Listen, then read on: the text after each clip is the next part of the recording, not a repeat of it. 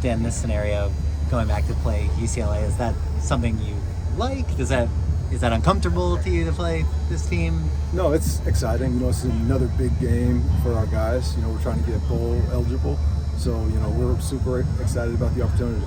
Dan, as you reflect on things a little bit naturally, ultimately just your second year as a coordinator in collegiate football, what did you learn? What were the concepts generally that you learned in your first year at UCLA that you feel like you've continued to kind of build upon in terms of who you are as a coordinator this year at USC? Really just how to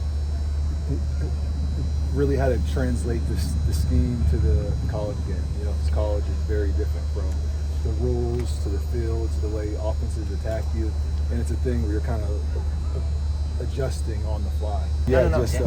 Just applying that to this year, and again, like every week's a different learning experience, and just trying to get better each week. Will it not feel a little awkward in the moment, or hit you differently when you're in the stadium on the opposite sideline than you were last year? I think just from being in the NFL, I've bounced around so many times, played former co-workers and players I've coached, that it's just something that I'm used to. I think it makes it a little bit more exciting, but I think at the end of the day, once the game starts, it's just ball at the end of the day. Getting Kamari back this last week, what does he bring? What does he allow you guys to do defensively? Just the versatility that he brings with the way we can use him at different positions, and just the way he communicates on the back end, just as far as making sure everyone's on the exact same page every single play. How's this illness outbreak affected preparation? We have some guys who are in and out, so we've had some guys who have had to hop on Zoom. We obviously have some guys who aren't at practice, so it's going to be big on as far as just getting mental reps, making sure that we're watching tape, making sure that we're locked in in the meeting room. Has it hit you yet, or you stayed healthy? It has not, knock on wood. Has the offensive staff asked you for any insight on the personnel at UCLA? They have a little bit, yes. Dan, What have you shared with them? I'm going to keep that between us. Dan, how much did it mean to you, just looking back, when you came over here, how much did it mean to you that Kamari had enough trust in you that you wanted to come play for you here? And what has it meant to this program just to have him, as a leader in this defensive room? It meant a lot, when he decided to come here, it meant a ton to me, especially.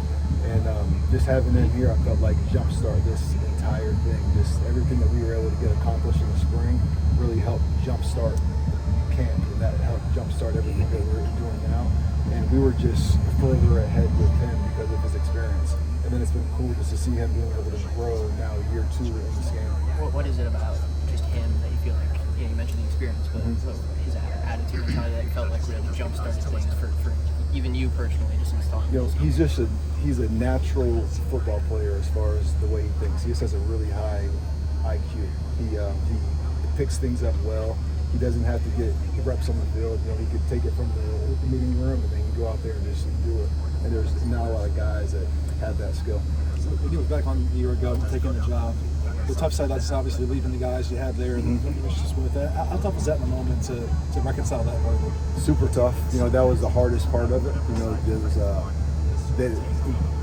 great kids, and you're with those kids every single day. You build a relationship with those kids, and when you're in college, it's a little bit different than the NFL because again, the roster's not changing every single week. So that was definitely the toughest part. How much can you use your knowledge of UCLA's offensive personnel, given that they're in a different scheme than you saw them in last year?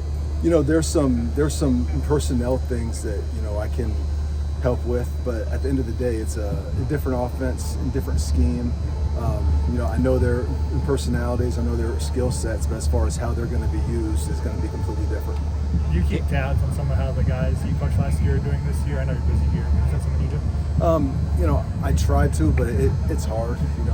We have a lot going on each week, but I try to just keep up to date with scores and stats. Dan, when you look at the defense that you inherited, where do you feel like this group is most different now, a year later?